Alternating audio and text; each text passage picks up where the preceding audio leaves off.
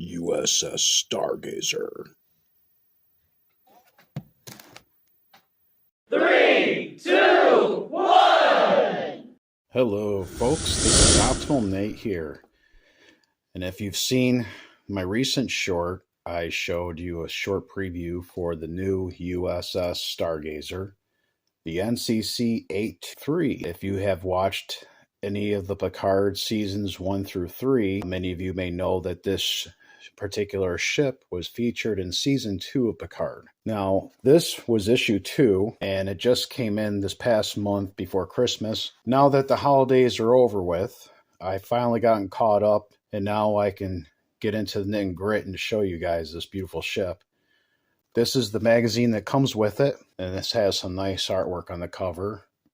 Beautiful rendering showing the details, and you can see the warp nacelles in the picture. USS Stargazer. Then you have table of contents. And as you can tell, I've already opened this up, so it'll be a little easier to display and show you guys. But like you probably saw in my first video I did for the USS Titan, they have different renderings of concept art. And there's a beautiful full-scale piece of art for that. And then there's some literature that talks about the ship. And as you may or may not be aware, this was based off of the older Stargazer that was in the Next Generation series, which was captained by Captain Picard when he was much younger. But this is a far superior version, much more advanced. Obviously, this has 4 warp nacelles, as you can see in the artwork here. You got the 2 impulse engines there. I don't know what the exact top speed is for the ship. I'm not a very tech-savvy person, so if you have any tech-related questions regarding this ship, if you go on to the Star Trek website, or if you want to Google some more information about that, you're welcome to. But I'm going to show you guys, for the most part, what you get with the Series 2. Now, if you look over here, these are some earlier concept drawings for the Stargazer. Don't know all the ships that are supposed to be in this series, with this being only issue 2. But from what I've seen so far, Stargazer, to me, the newer one here, I believe is one of my personal favorites. It's right up there with the USS Titan. We didn't really see it too much except for season 2. I'm not sure what becomes of the Stargazer after season 2, but I'm sure if you go looking more into canon, there's probably more information that you can find on that. But if you look at the design for the nacelles here in this picture, they try to go with a more organic shape.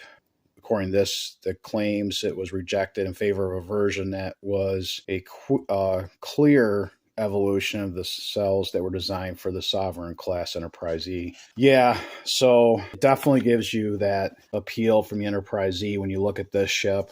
And there's a nice shot. See, according to one of the people involved with this project, they said here they suggested putting a landing bay and engineering deck behind the observation lounge. But you can definitely see they came up with a clever design. It worked pretty well for the show. There's also a 3D model here that shows in the artwork where you can see a little bit more detail of it. But yes, overall, very well designed. I believe, for what I've seen of the whole entire series, this ship appears to be one of the biggest ones that they created, with the exception of the enemy ship from season 3. That one was by far superior in size. But I'm going to pause this real quick, and then I'm going to open the box so everybody can see what you get.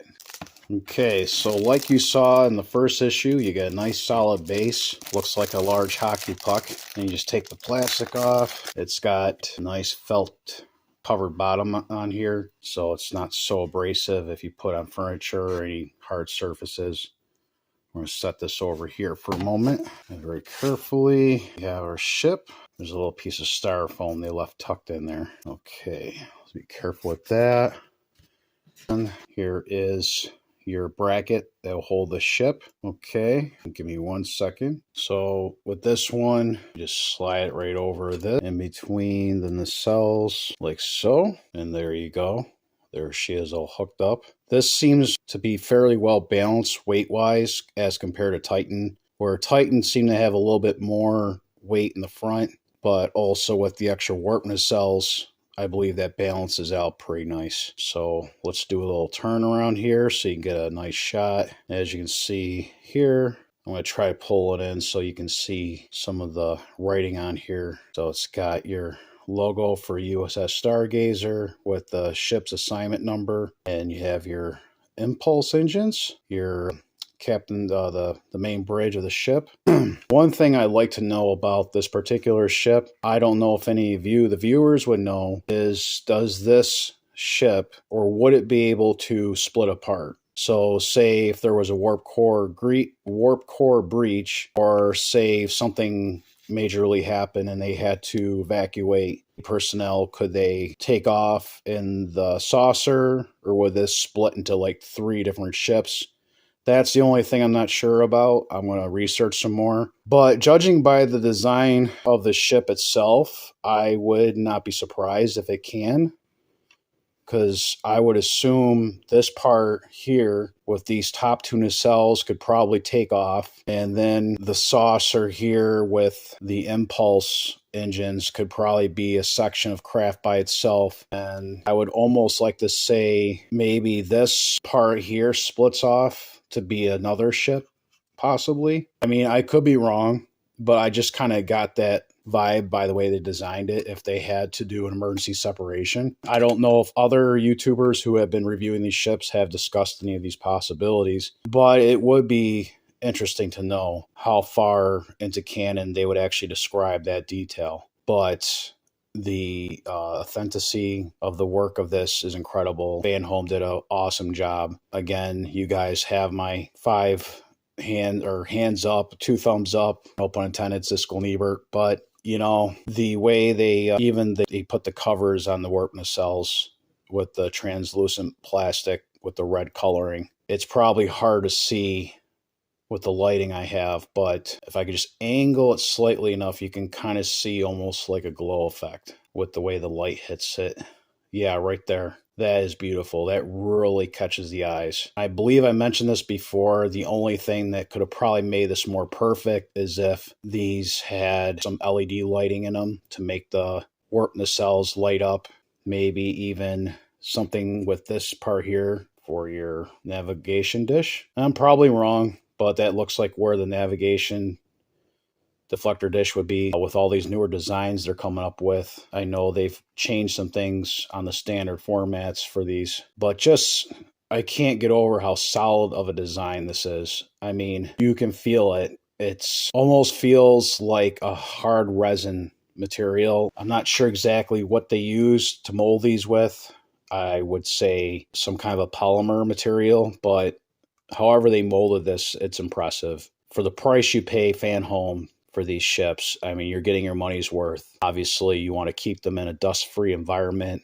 If you have any kind of a storage cabinet with some glass panes, that would probably be nice to store them in something like that. However you wish to display them is entirely up to you. As I go further along reviews with these ships, I'll probably bring a couple out from previous issues to do side-by-side comparisons for you folks. So drop a comment, let me know what you think. If you would like this ship, and if you want, let me know what your favorite ship was from Picard. I know there's other ships that are coming out. Not 100% sure, but I think all the ships coming out in this series are from Picard, the 3 seasons they did. Now, this is just a hunch. I have no information to verify, but I'm wondering if the final issue, and this is what I would like to see, is if they end up doing the USS Enterprise D from the season finale when they brought it back, the one that Geordi had put together. I think that would be superb if they would do another appearance of the Enterprise D.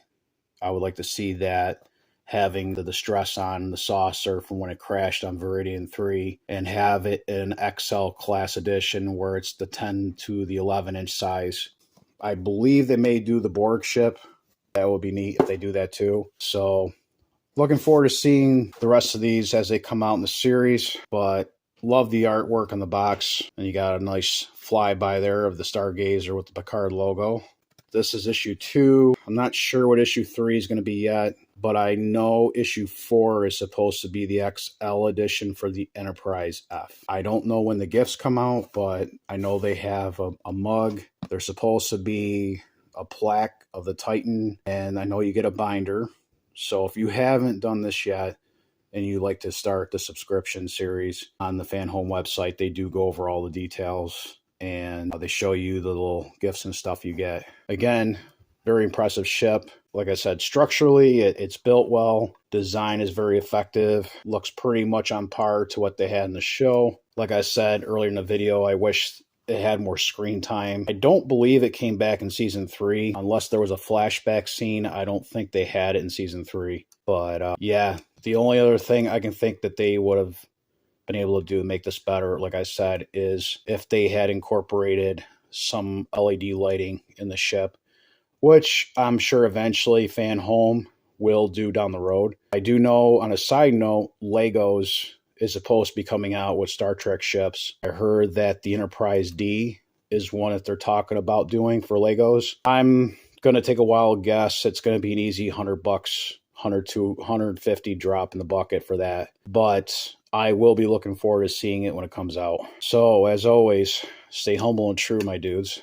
And thanks for watching. And if you like this video, please hit the thumbs up and share it for those who may want to join in this adventure. One to beam out.